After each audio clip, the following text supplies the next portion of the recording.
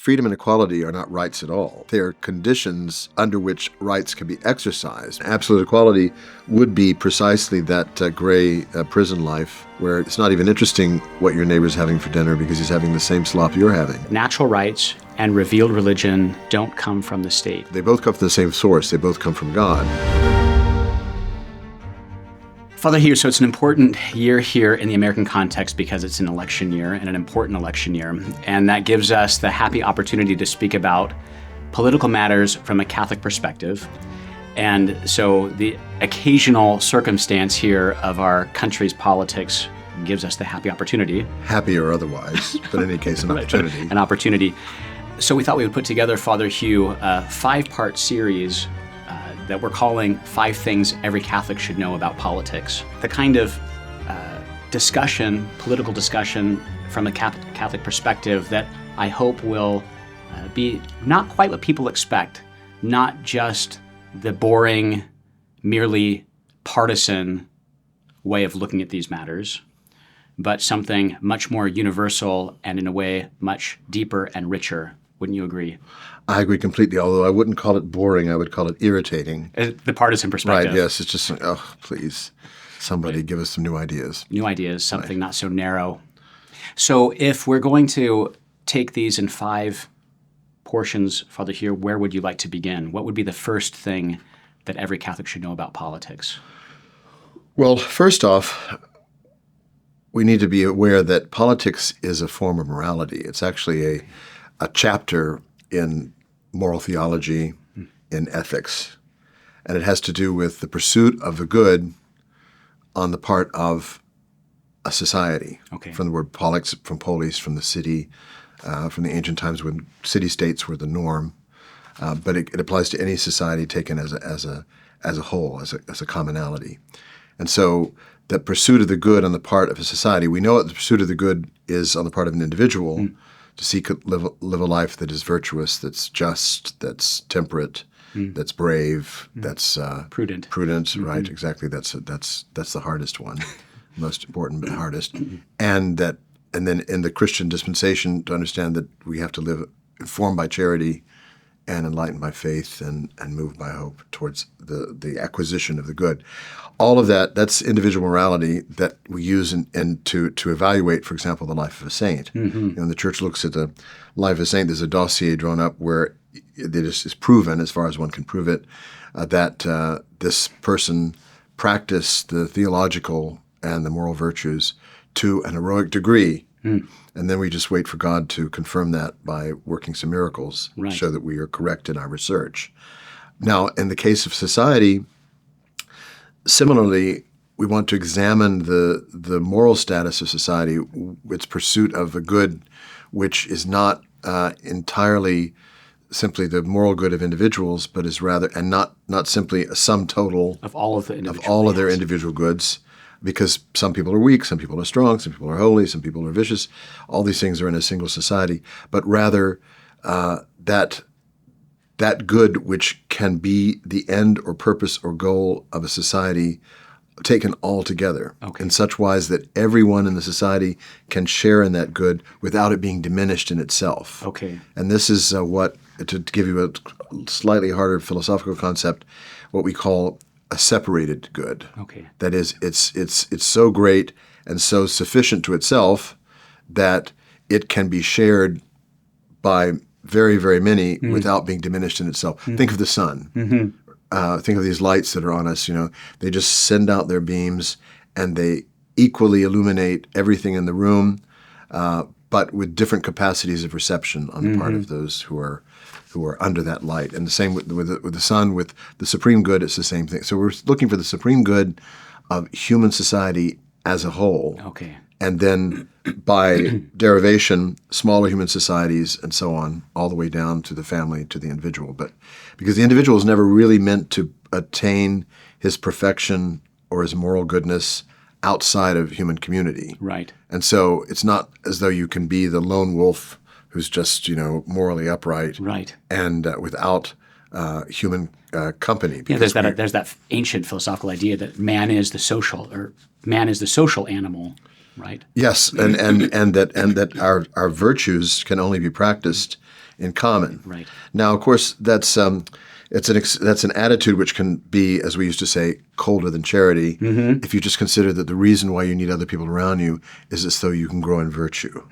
Well, thank you very much. If you think that way all the time, other people are definitely going to grow in virtue dealing with you. Yes, you will be the cause of their So growing we do not impatience. view other people as simply instruments or useful opportunities to be good. That would be the sort of I don't know. Anyway, I won't characterize it too much. But let's just say no. What we realize then is that there's certain goods that we ourselves cannot attain, that no one can attain without companionship. Yes. There's no doubt about it.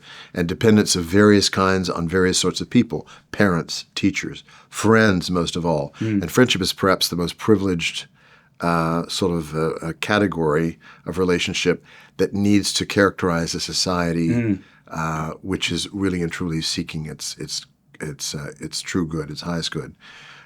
Because friendship is the sort of relationship where your morality matters, but your social context matters, and that's what you want society to be. You want it to be a place where you can have enough good families and enough good work and enough order and law and so on and so forth so that people can be friends Yes. without having to struggle, hoping against hope that they can continue their relationship. Okay. Okay. So that's a kind of a general way of looking at what is the end for which the polity exists, or why do politics exist, as we might say. It's this branch of ethics or morality that attends to the separated good of an entire group of people in a whole country or in a city, some corporate or civil arrangement of people. Yeah, and that automatically leads to our second point, of course, which will come up in a minute, I suppose. Okay. But it's good to point out that what is the separated common good of human societies Okay. and of human society as a whole, and what would it be? What or who can satisfy the need for perfection and completion of every single human being without its or himself being diminished? Well, it's God. Right. Because ultimately that's the good taken substantially, the one who transcends everything and yet gives perfection to everything. The source of all good. So the perfection is intimate and internal to them, and yet is received from above. You know, St. Paul says every good gift comes down from above, from the Father of lights, in whom there's neither shadow or alteration or change. So he's changeless, perfect, eternal, separated, and yet he is intimate and powerful and effective down to the division between soul and marrow, spirit. right. Soul and spirit. Okay. That's good. That's about parallel examples. Yes, but so that it's important to keep in mind that common good is God ultimately. It's not simply a philosophical concept, but it's actually one who is personally, for me here and now, and for you and for all of us here, able to satisfy our needs in such wise that we can stay together as friends and reach the end also in common. Okay. Right? Yeah. Because even in our sufferings, as the Italians say, a shared evil is half a joy. Yes. So by way of summary of this part of our conversation so far, Father Hugh, we are identifying the first thing that every Catholic should know about politics is that politics is about the common good. Absolutely. Now, some people might say, well, what do you mean, Father? Look at all these issues that are confronting our country. Yes. What about abortion? What about marriage? What about this? What about that? Yes, but we need to understand that all of those things are not simply teachings that we have that have to be desperately imposed on the rest of society or everything's going to fall apart. Right. But they are indications that society has gone off and has ceased to seek the true good, Yes. and therefore is able to kill its own young, able to undermine the most fundamental institution of society in the name of what? Not of the common good, but of Individual goods. yes, right, and there you have it. So, and this is actually an interesting question, an interesting point that I think many people listening and watching might wonder about. You know, something that really characterizes the American spirit in many ways is our strong sense of individual identity and individual rights and individual freedom, that we are the rugged individuals who have found a way to fulfill the American dream, historically speaking. How does that sense of individual right and freedom and good intersect with an idea, a more important idea of the common good? Well, of course, there is a big misunderstanding that that individual liberty, individual rights are the purpose of organized society. That our society as Americans, our state, exists to guarantee our individual liberties. Now, that's an easy one for Americans to miss because our founding documents are precisely composed in order to emphasize the importance of maintaining those liberties against the intrusions of an overreaching state. But if you look at it more carefully, you'll see that our documents begin, we the people of the United States, in order to form a more perfect union, establish justice, ensure domestic tranquility, provide for the common defense, promote the general welfare, do ordain and establish this Constitution of the United States of America. Yes, we learned that in school, so there it is. But that's right. It all begins with the common good. Yes. So if it devolves into something or